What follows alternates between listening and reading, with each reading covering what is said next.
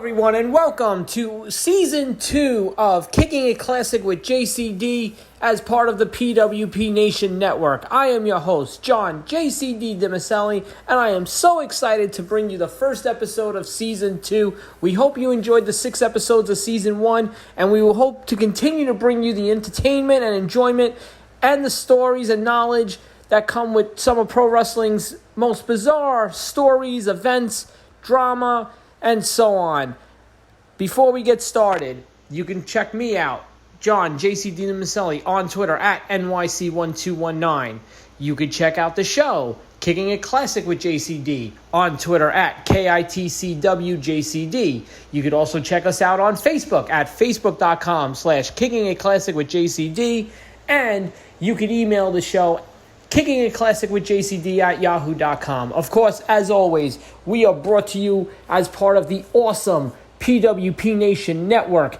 8+ years of nothing but strong, honest, fun, open-minded conversation and content, news, editorials, interviews, and so much more. You can check out PWP Nation on Facebook, facebook.com/PWP Nation. You can check out PWP Nation on Twitter at PWP Nation. And, of course, the home site, PWPNation.com. Now that the bills are paid, yes, for Season 1, we focus strictly on shows and the stories and the drama and the upheaval of them. That was the theme for Season 1. For Season 2, we're going to change it up a little. Yes, we're still going to talk about pay-per-view events that had crazy stories and drama behind them, but we're also going to delve into some superstars and some unique circumstances that have affected their careers. And I couldn't think of a bigger or better person that defines this than the gentleman we're going to speak about here on this first episode of Season 2 of Kicking It Classic with JCD. Now, for full disclosure, I am not a fan of this gentleman. I know everybody thinks he's the savior. Everybody thinks he's the Messiah. I think he's overrated. I think he's way too arrogant. And he might even be more selfish than The Rock. I'm talking about the so-called Prince of Pro Wrestling, Cody.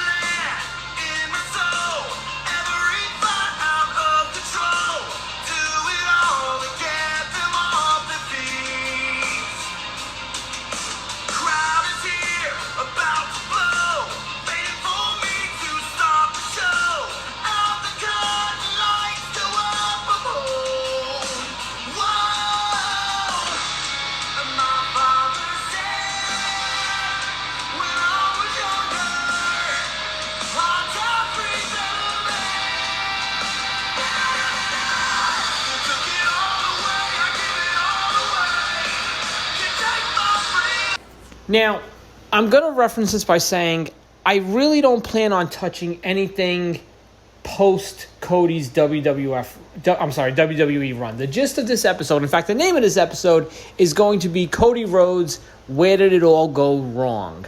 So we'll be talking about Deep South, OVW, and then his WWE main roster run. Obviously, everything he's done post-WWE speaks for itself. We could probably do a separate show on that. But for now, we're just going to focus on the main WWF, the 2005 until 2016 part of his career, and what that consisted of, and where towards the end it started to maybe go a little south and eventually led to his departure from the company. I'm sorry, I stand corrected. 2006 to 2016. I don't want any of the certain type of fan base to be like, oh, you said 2005. You started in 2006. So obviously your show is inaccurate.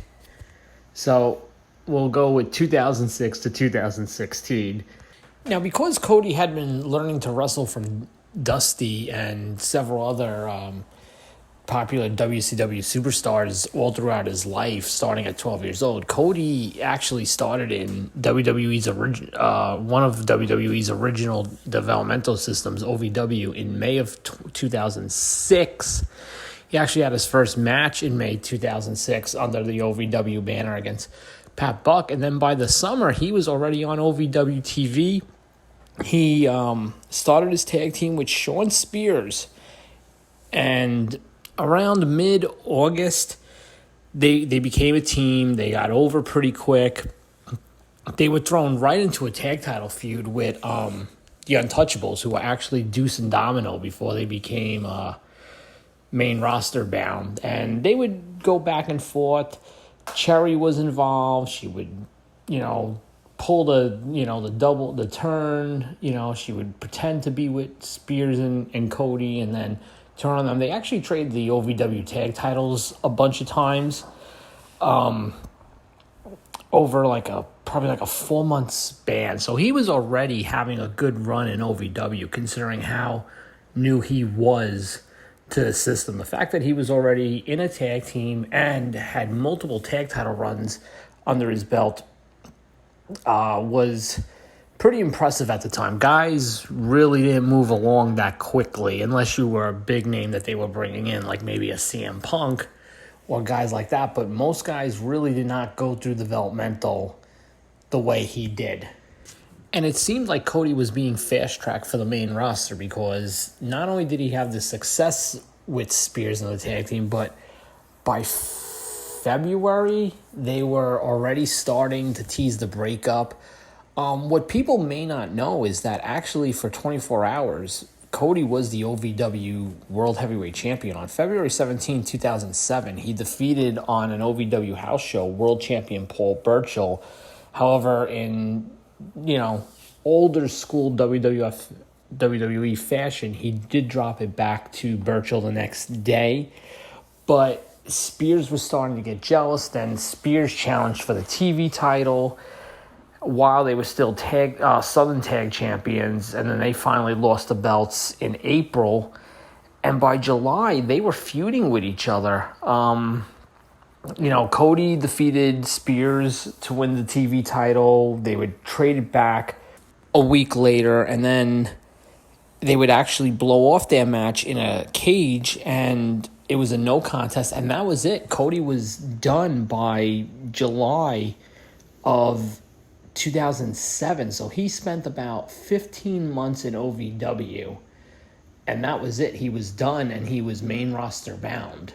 And it would be on July 2nd, 2007 on Raw, where Cody would make his debut right away, and instead of being Cody Runnels, his name was changed to Cody Rhodes, and he was introduced by his father to Dusty Rhodes, who was in the middle of a random feud with Randy Orton that was based on old school, new school, respect, disrespect, all that stuff. Dusty would introduce Cody to Orton. Orton would smack the taste out of Dusty's mouth. The following week, this would go back and forth. Cody then slaps Dustin, and then a week later, Cody would actually face Orton, lose to Orton. He would be in Dusty's corner for the Great American Bash when Dusty fought Orton. Dusty would lose to Orton, and then the following night on Raw, Cody would lose to Orton again. And the Orton-Rhodes angle for now at that time would end when Orton would finally punt kick Dusty, and that would be the end of it. Then for some reason, you want to talk about really free-falling down after that, Cody went from being a piece of the Orton-Dusty feud to feuds with Daivari, Charlie Haas, and Shelton Benjamin. And, that would really be it. He would do that for most of the summer. And then, out of nowhere, he kind of began a mini feud with Hardcore Holly.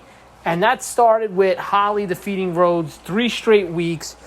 But what they did was they ran an angle where Cody would keep pushing Holly, and then he would actually earn Holly's respect in the process. they would actually team up, get a shot at the tag team titles for Raw at the Survivor Series. This is how long this went on through the fall. And then he would actually face Holly again after Survivor Series and finally defeat Holly. He got that win that he was chasing on his fourth try, fully earning Holly's respect. And the two would become a full-on tag team going forward. And that culminated on December 10, 2007, on the Raw 15th anniversary episode, where Rhodes and Holly actually defeated Lance Cade and Trevor Murdoch for the tag team titles. And they would have a pretty solid run with those belts. They would face the usual Raw tag teams that were there: Charlie Haas, Shelton Benjamin, Cade and Murdoch. The Highlanders had turned heel. There was just a lot of makeshift teams at that point, but there wasn't really anything juicy for them to really dig their teeth into as a team. I will say this, though. I was at the 2008 Royal Rumble at Madison Square Garden, and Cody enters the match pretty early. And I gotta tell you, as fair as can be and as honest as the day is long, he got, and it doesn't get noticed because of the HBK Undertaker start, Triple H, Cena's return, but Cody actually got one of the better reactions from Madison Square Garden at the time. And in March of that year, Cody would actually go on to make his WrestleMania debut, although not on the actual main show. He would do it in the dark match pre-show Battle Royal with Holly. They would lose. Kane would win the Battle Royal. But Cody got his first taste of WrestleMania in 2008. Again, for the rest of the spring and into the summer, Cody wasn't doing much. There wasn't much to do. He was running around with the tag titles, and, they pretty much didn't really have a really big tag team feud for Holly and Cody at the time. Enter Ted DiBiase Jr., who was making his debut and set his sights on the titles, and the match was going to take place at the June 2008 Clash of Champions pay-per-view. The match was set. It would be Cody and Hardcore Holly defending the Raw Tag Team titles against Ted DiBiase Jr. and a mystery partner. Now, there were lots of rumors as to who it would be, because the idea was that WWE was going to go forward with a second-generation stable. There was all sorts of rumors. There was talk that it might be D.H. Smith, Harry Smith. There was talk maybe Carlito. Anybody that had a second generation tied to them was rumored to be Ted DiBiase Jr.'s partner. So they bring Rhodes and Holly out for the match. Ted DiBiase Jr. comes out, and by himself, no partner. So DiBiase cuts this promo. There's a little problem. You see, my partner just texted me. He's on his way. But if we could just wait 10 minutes. What do you mean we can't wait? Can we reschedule this match for later on in the night? No way. Well, then what am I supposed to do? Forfeit. No, don't forfeit this match. Look, please, if we can go ahead and start the match, my partner will be here. I promise. So they tell DiBiase they can't postpone the match, delay it. So the match begins with Cody and DiBiase in the ring. However, again, DiBiase with a live microphone does this. Not you. I want him. I want Hardcore Holly right now.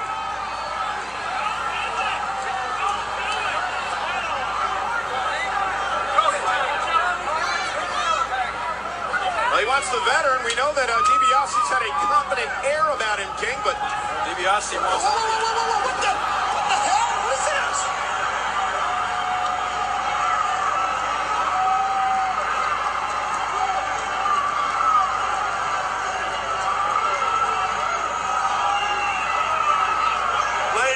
gentlemen, please welcome my partner, Cody Rhodes.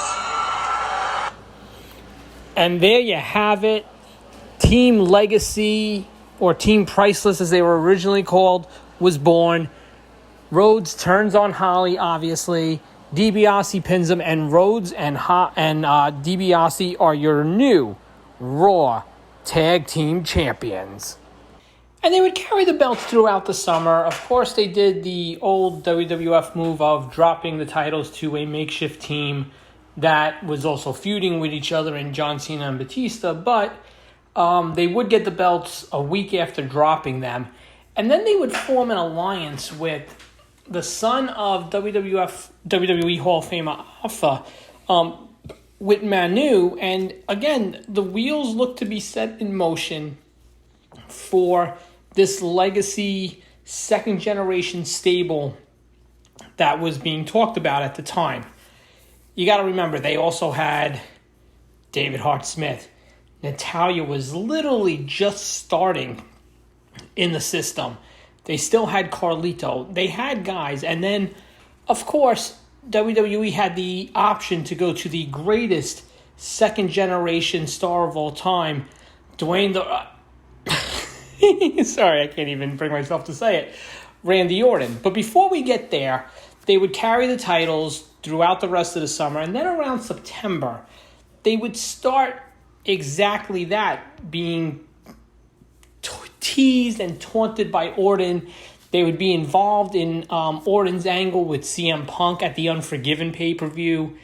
And then they would end up with Randy Orton. And along the way, there would be some growing pains, some dissension, which would come back to bite everybody down the road. But for now, after an assault on Ted DiBiase by Orton, actually Manu and Sim Snuka, who was the former Deuce in Deuce and Domino, who Cody had feuded with prior in OVW, he revealed that his name was actually Sim Snuka. He was another second-generation star. Manu and Snuka were having problems with Orton, especially after they assaulted Ted DiBiase Jr., taking him out of action for a little bit to address an injury that he had.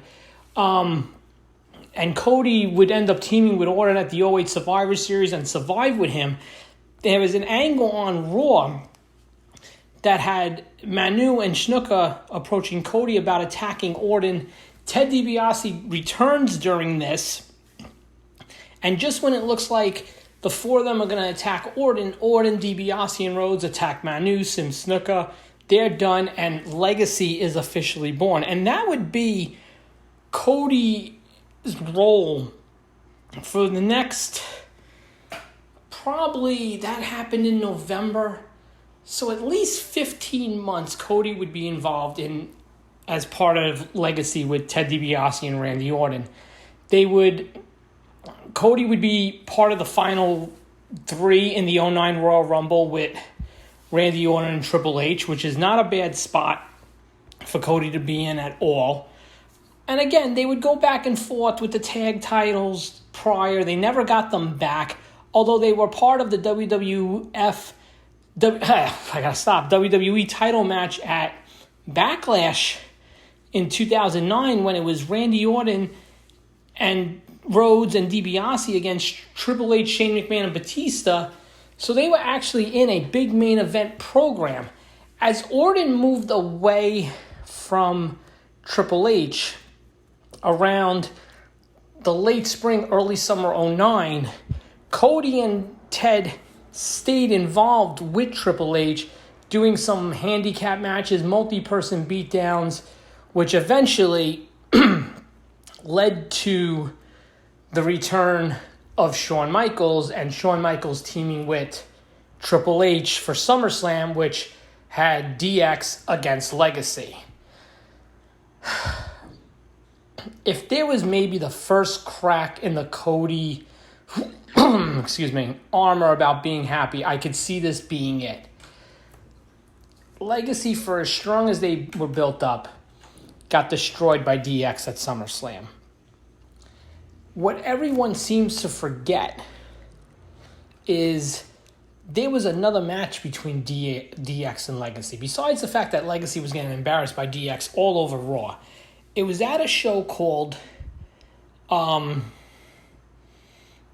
Breaking Point, Breaking Point, and they actually beat DX by submission. They actually get HBK to tap out.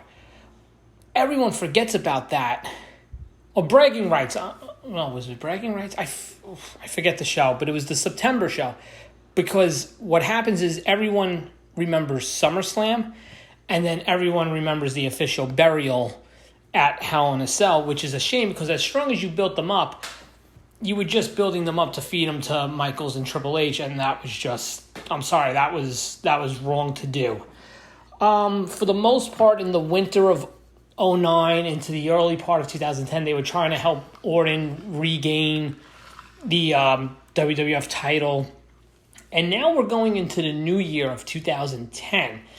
And this is the year where everything seems to change for Cody between what's going to happen pre-WrestleMania and then what's going to happen post-WrestleMania. And this is where you're really going to see where Cody is as a singles performer. So they started the tension in the breakup of Legacy. And what everyone forgets is the initial plan was to really try to get Ted DiBiase over as a face coming out of this feud.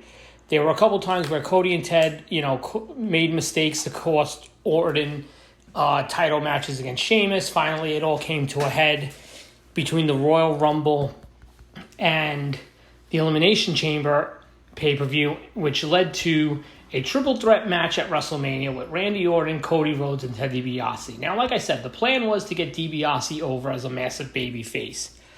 That wasn't working.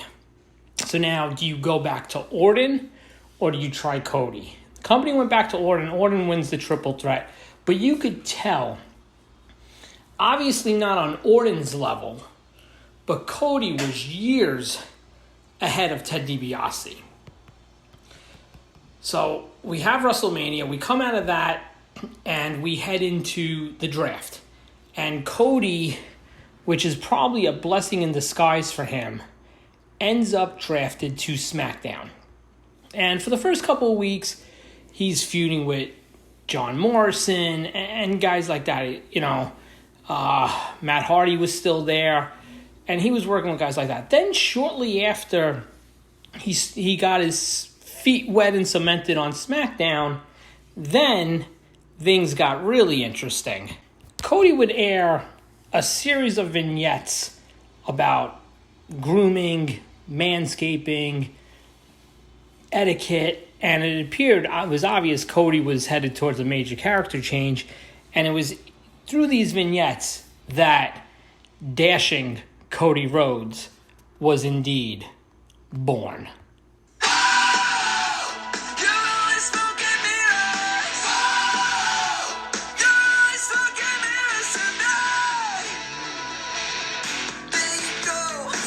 Deep in a camera, microphone in your hand. Once you're mad, now no one knows and no one cares. You think everyone's a fan. Now, for the most of 2010, Cody would float on SmackDown mid-card with this character. He would even somehow, some way, end up tag team champions with Drew McIntyre for a short period of time during a gauntlet match at Night of Champions, but they would drop him right to John Cena and David Otunga at the next show a few weeks later. And then, again, floating through 2010 and into 2011, and then he has a match with Rey Mysterio on SmackDown, which is really good. However, as Rey goes for the 619, his knee brace hits Cody in the face and breaks his nose. Well, it's at this point in time, because he has to wear that clear face guard, Cody goes from dashing in his mind to grotesque and a monster, and that's when the next incarnation of Cody Rhodes is born.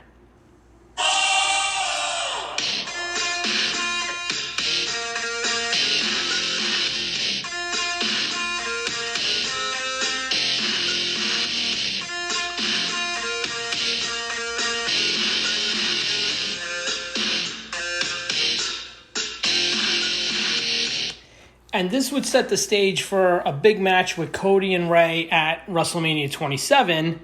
And along the way, the build to it was good. Like, you got a picture. Cody's got this big hood on. He's got the mask, the clear nose guard mask. He's coming off like he's grotesque. He's putting paper bags on people. Like, Cody was really developing this incarnation of the character. And, you know, he's headed into this match with Ray. And along the way on SmackDown, there's a great promo where Dusty Rhodes shows up. And they had actually done this once before on Raw where Dusty was the guest host, and he was with John Cena, and I want to say DX against Legacy, and then Dusty protected Cody. He actually did a little quasi heel turn, you know, and said, "That's my son, baby." And he kind of did the same thing here. He does this speech where, you know, he talks about all these guys that have taken advantage of opportunities while Cody's being dashing and everything. And, you know, Rey Mysterio's a friend of the family, and he needs to apologize to Rey and all that. And then all of a sudden, as Rey and Cody shake hands, and then Rey and Dusty shake hands, and Dusty holds Rey for Cody to beat him down. And again, Dusty hides behind, "That's my son, baby." You know, and it was great the handful of times they were able to interact up until that point, because they will interact later on, and that's when it gets a little, and especially a little cringy with what would come shortly after. So we're on to WrestleMania, and Cody beats Ray in the match. And, you know, it's a great match. It's a great win for Cody over a talent like Ray at a WrestleMania. It's a great win, and 2011 was really starting to shape up to be Cody's year. And I think there are some moments coming in 2011 that can be considered real big high points for Cody.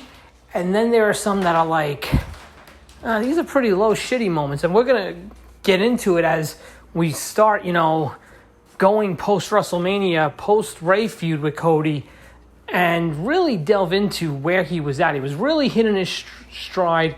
He wins the Intercontinental Championship, has a series of great matches with so many talents, you know, like John Morrison, Rey Mysterio.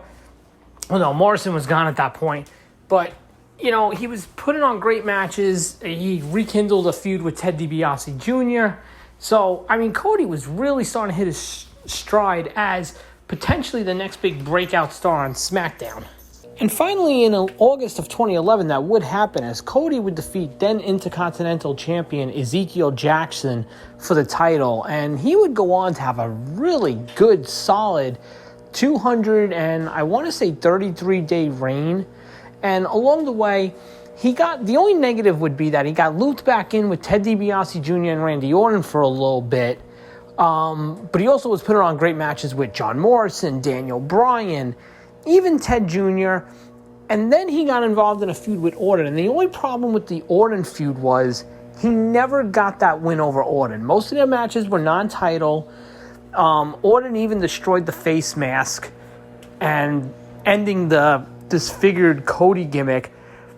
One of the things that did come out of this, though, is at Survivor Series 2011 at Madison Square Garden, Cody was on the traditional Survivor Series team, and I gotta tell you, that pop that Cody gets coming out is just massive, and it was well-deserved, and it paid off because Cody, along with Wade Barrett, actually survived, defeating a team led by Orton. Moving on from the Orton feud, then he would have a couple matches with Booker T, which he would go over, and then moved into a feud with The Big Show, which culminated at WrestleMania, where Rhodes would actually drop the title to The Big Show. However, a month later, he would regain the title at Extreme Rules in a tables match. However, that run would be nowhere near as successful as the first run, as by the end of June, Cody had already dropped the title to Christian, and he spent the rest of the summer doing these multi-person IC title matches, trying to qualify and being in the Money in the Bank match, but he really didn't do anything that really stood out until we hit September, when all of a sudden, and completely out of nowhere, Cody aligns with Damien Sandow. Now, you would think with the early presentation of the team and the way the team was pushed early on that big things were in store, including tag title runs. However, despite winning numerous number one contender matches over the likes of Rey Mysterio, Sin Cara, the Primetime Players, Primo and Epico, even the Usos, except for a few, but a bunch of tag title matches were received by the duos against Team Hell No, which they never won the titles. The team should have done more than it did. It was even put up against the New Age Outlaws in a feud in the early winter of 2013, and who can forget this? The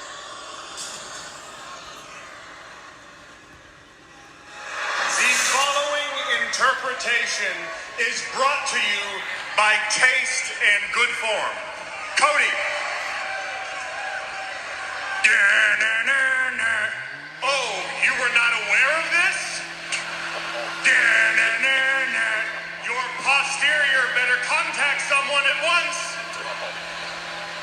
Ladies and gentlemen, young people of all gender and ages, Taste and Decency proudly presents to you the reunited future tag team champions and best friends, the essence of mustachioed magnificence, the intellectual savior of the masses, Team Rhodes Scholars!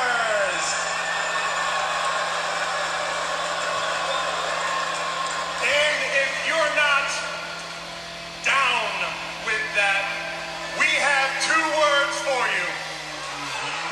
You're welcome! How you don't put the tag belts on these guys at that time, especially in 2013, when you had Team Hell No eventually going into WrestleMania against Dolph Ziggler and Big E, which wasn't exactly the tag team feud of the year, was one of those things that's beyond me. Instead, the duo would get involved with the Bella Twins, and they would end up in a feud with the Tons of Funk team of Brodus Clay, Tenzai, Naomi, and the legend Cameron. The 8-person tag was supposed to happen at WrestleMania. However, it got bumped for time. Happened the following night on Raw, which Tons of Funk and the Funkadactyls came out on top. And from there, the rest of the spring-summer, in something that still to this day makes no sense to me, the team just kind of floundered around until we get to Money in the Bank, which both were participants in. Now, before we get to Money in the Bank, if you want to tell me that maybe the Team Rhodes Scholars, failure, although I think that's a harsh word, but not getting the belts would probably constitute that, might have been the first sign of when maybe Cody starts thinking, what am I doing here? You might not be wrong. That's a conversation I would definitely be willing to have with you. As stated, they're both in the match, and at the end, Cody looks like he's about to grab the briefcase and win in what would be considered an upset until his partner, Damian Sandow, pushes Cody off the briefcase and wins the Money in the Bank contract, thus also breaking up the team and turning Cody babyface, heading into a matchup at SummerSlam. And this was really a head-scratcher because the whole basis of the Cody turn and the breakup was the fact that Sandow pretty much stole the case from Cody. You would think this is easy to book. We do Cody versus Sandow, the case on the line, and that's your match. Instead, they don't do that. Cody handily beats Sandow. Sandow, about 6 weeks later, blows the Money in the Bank in a God knows what the hell they were thinking cash-in attempt on a one-armed John Cena, and Sandow gets pretty much squashed on Raw. That feud is over, and then all of a sudden, Cody finds himself in a mini feud with The Authority and Randy Orton. It was actually done pretty simple. Orton and Triple H were talking backstage. Cody was sitting there tying his boots or something and makes a comment, and Triple H, calls him out on it, and it leads to a match with Rhodes and Orton, with the stipulation being if Orton had defeated Rhodes, Rhodes would have to leave the company. Now, what was really going on was, this is when Cody and the eventual Yoko Ono of AEW were getting married, so Cody needed some time off anyway. That's why the angle was booked. What the angle led to was nothing short of phenomenal. You would see Dustin Rhodes return as Goldust to attempt to fight for his brother's reinstatement and fail. Dusty would end up in the middle of the feud, and he cut one of the most legendary getting his heat on Stephanie McMahon promos ever, including putting his hand in front of her face. Dusty Rhodes, to his credit, is probably the only talent that got over on Stephanie without Stephanie getting any type of retribution on. It leads to a series of matches with Cody and Dustin against the Shield on back-to-back nights. I want to say it was Vengeance 2013, where Cody and Dustin, with Dusty in their corner, face the Shield. They win the match. I believe that was for the reinstatement. The next night on Raw, they face the Shield for the tag titles in the main event of the night. And let me tell you, you want to talk about one of the biggest and best pops in modern Raw history, and I'm talking like the last 10 years.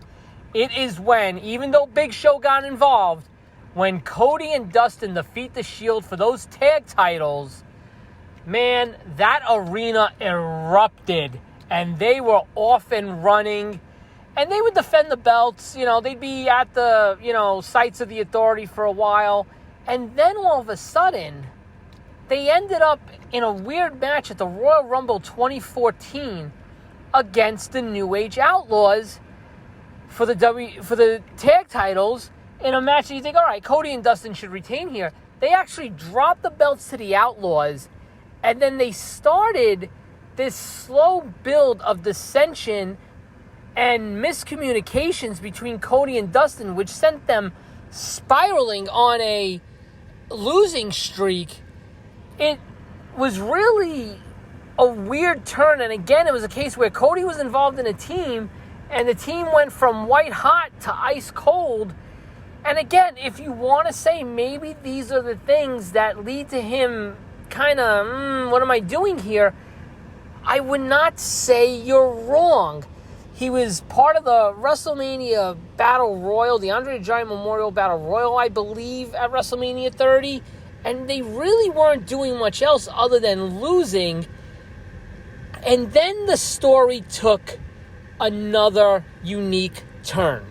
So throughout the spring and even the early summer, Cody and Dustin would be losing tag matches to teams they had no right losing to, like Ryback, I think Primo and Epico. They were just on a major losing streak. And then finally in June, Cody tells Goldust that he feels he needs a better partner than him, that Cody wasn't doing his part. And for weeks, Cody would team up with guys like Sin Cara, Ron Killings, Titus O'Neil, various other, lower card guys. And they would keep losing and losing and losing.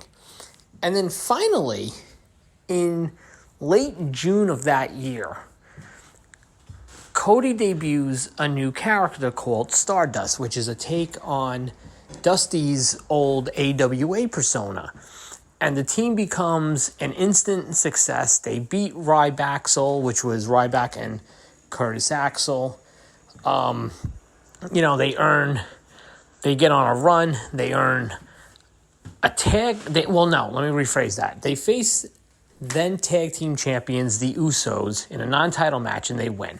Then they have the title match. They win the title match by countout and then attack the Usos and turn heel. Shortly after, they would win the titles, have a nice little run, and then they would drop the titles at Survivor Series that year in a fatal four-way, and also drop a rematch the following night on Raw. That's when tensions between Cody and Dustin really started to pick up, and that's where this would take another turn into where Cody was going. By the time we got to February of 2015, Stardust, Cody, and Goldust were already having the same dissension that the regular Cody Goldust team had, And on February 16th, Stardust hit Goldust with a crossroads, thus breaking up the team, turning Goldust's face, and setting up a match at Fastlane. Now, let me rewind just a second. As the dissension between the two were growing, Goldust, Dustin Rhodes, started calling Stardust Cody again, to which Stardust would reply that no, Cody was dead.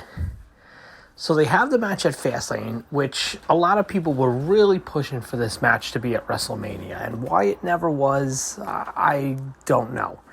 I guess from a story perspective, it made sense to go at WrestleMania. But for whatever reason, it happens at Fastlane. Goldust defeats Stardust with a quick power slam. Then backstage, Goldust is talking to Dusty Rhodes. Stardust attacks him. Stardust, and this line will forever to me just be creepy as what was going to happen. Dusty calls Stardust Cody, and again Stardust says, Cody Rhodes is dead, I killed him, and you might as well be dead to me too. And that would pretty much be the blow-off of the feud, because then by the time we get to WrestleMania 31, Stardust, Cody, whatever you want to call him, he's involved in the Intercontinental title ladder match, and he would kind of just flounder around until May of that year, when he would begin a on-screen feud with Arrow star Stephen Amell, who Cody was legit friends with in real life. And Cody had done some appearances on the show, and it was really coming off like Stephen Amell as Arrow being the superhero and Stardust coming off as the villain. That started in late May, and it looked like things were really gearing up to a Cody Amell match. And then, unfortunately, in the summer of 2015, Dusty Rhodes passes away.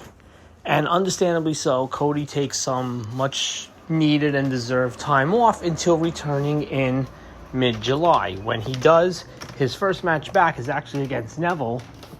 And you could tell they were kind of playing up like, hey man, how you doing? And then Stardust cheats to beat Neville. And Neville even has that thing like, really? Like all that.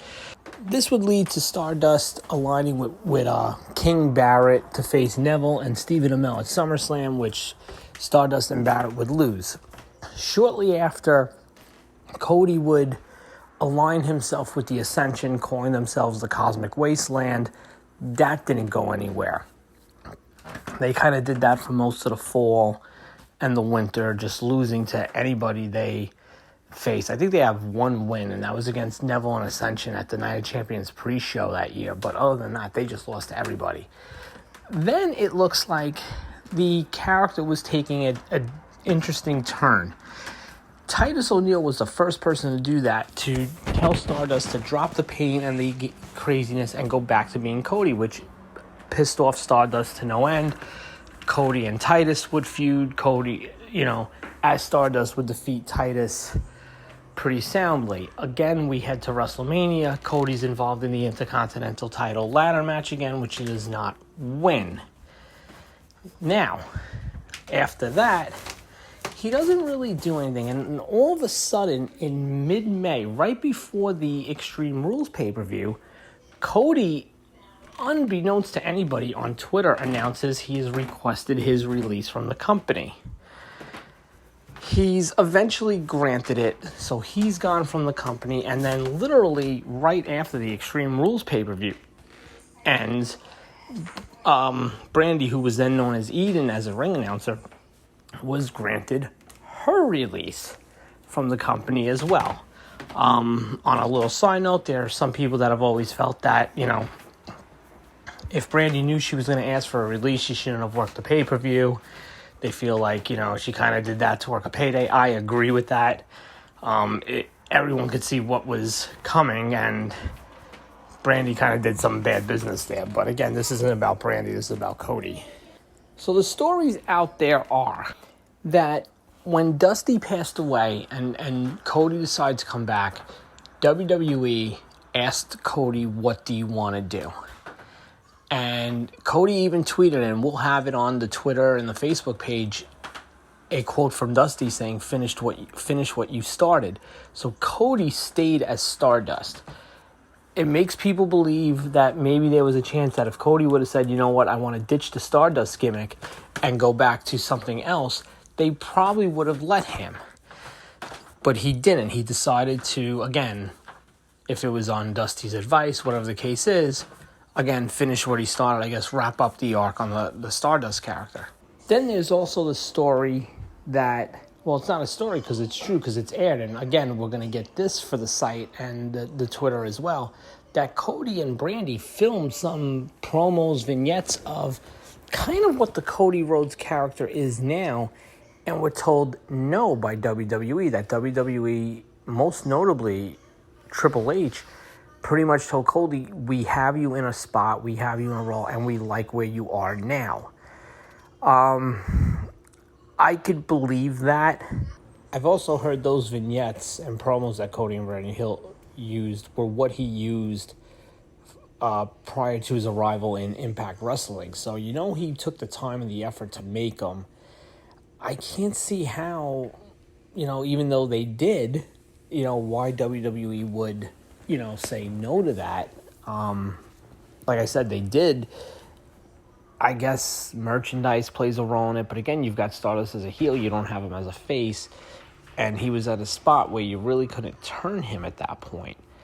But again, Cody leaves the company.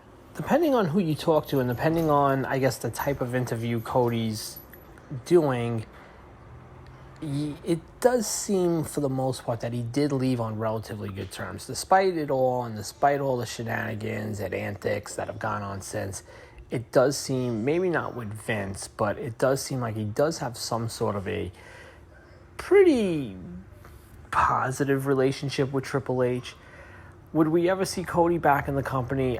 I would have to say probably not, only because I think he's the guy, as far as AEW goes, that he's probably the one guy that AEW could never have afford to leave. I know everyone has fancy titles and all this and that, but, I think he would be the one that if he really ever left that company, I think it would kill them. So I don't think, unless something completely drastic happens, I don't think we ever see Cody back in WWE.